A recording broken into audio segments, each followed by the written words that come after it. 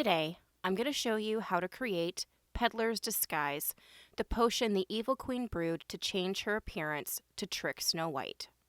The things we'll need to create our Peddler's Disguise is one glass bottle, and I chose a slightly larger one that's a little bit more ornate in design. And then I swapped out the regular cork for a rubber cork, and that is a size 2 rubber cork, and I'll put a link for those in the description down below. I'm going to be using some 70% rubbing alcohol or isopropyl alcohol.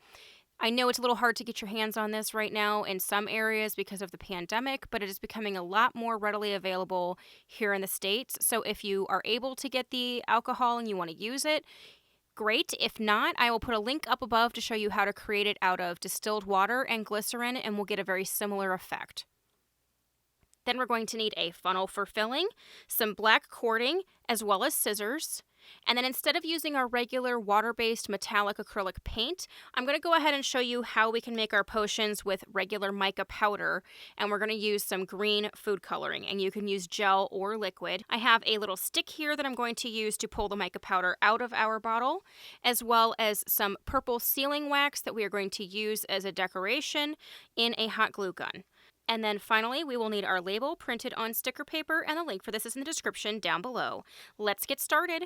The first thing we're going to do is take our glass bottle and our rubber cork, and we are going to uncork it and place our funnel in the bottle. And I'm going to fill this up with our rubbing alcohol.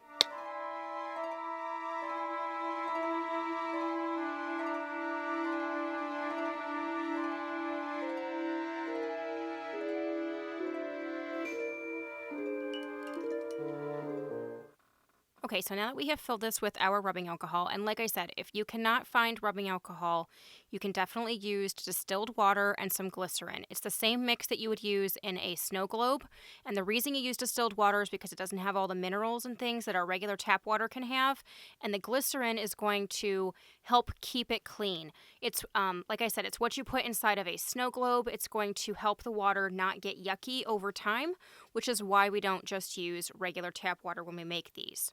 The next thing we're going to do is take our food coloring, and you can use gel or liquid, but I find that the liquid is going to mix in a little bit quicker with this one. The gels are what I prefer with all of our styling gel or thicker potions, but I definitely like the liquid ones when we are using alcohol potions. Not to mention that it is beautiful as it mixes in. Okay, so we're going to cork this up and shake it and see if this is the color that we want it to be. Okay, and I actually think I want it to be just a tiny bit darker.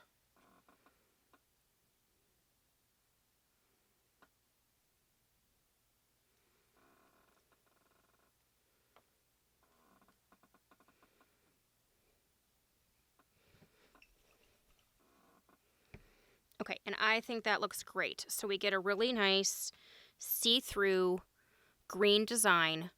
And what's nice is we're going to add the mica powder. So when the mica powder settles, we're going to go back to this transparent see-through green color.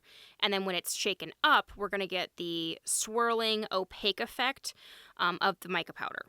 Now, like I said, if you don't want to get the mica powder, you can definitely use the acrylic metallic water-based paints that we have been using.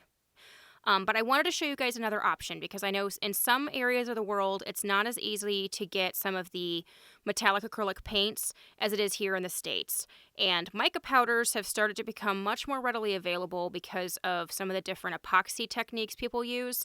And I just wanted to be able to give you guys another option to make these potions other than just the paint. But if you wanted to, you could definitely do this with a metallic acrylic paint, which if you were going to use metallic acrylic paint, I would recommend the Folk Art Color Shift paint in Green Flash.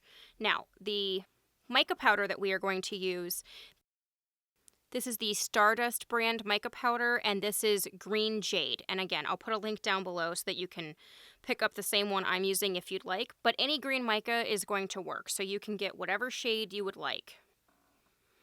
So I'm going to re-uncork this. And if you're using the mica powders, be very careful. They can go everywhere.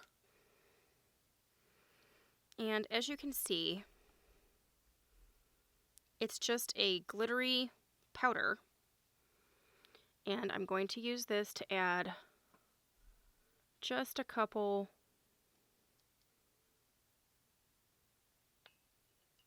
scoops in here.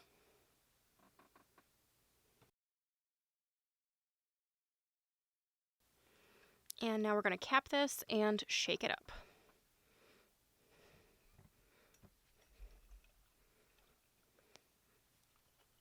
And as you can see, it took our transparent potion to an opaque swirling potion, and the mica is just beautiful. It's a very similar effect that we get with our water-based paints, but I wanted to show you guys another option. Now, as this sits, it will settle to the bottom, it'll re-clear out, and then all you have to do is just shake it up to get the effect again. The next thing we're going to do is wrap the neck of our bottle, just like we've done with several of our other potions in the past. So I'll put a link up above on how we're going to do the actual wrapping of the cording, or if you have the Wizard's Craft book, I have a whole page dedicated to the art of wrapping the neck of your bottle. Okay, so now that this is wrapped, I'm going to go ahead and cut the base flush.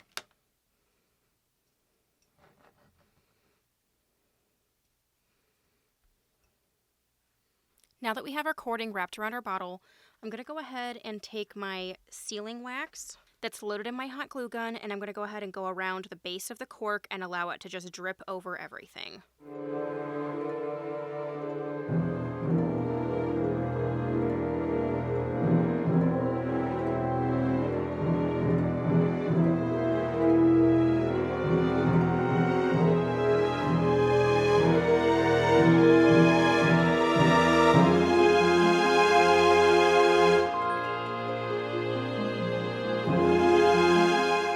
And as you can see, we got this really great rustic drip of our wax. Now that we have our cording and our wax strips across the top, the final thing we have to do is to place our label printed on our sticker paper on our bottle. Now, just like all of our other ones, I've gone around the outside edge with a matching marker, which in this case was just a black Sharpie. I feel like it gives it a more finished look and cleans up any cutting errors that you might have.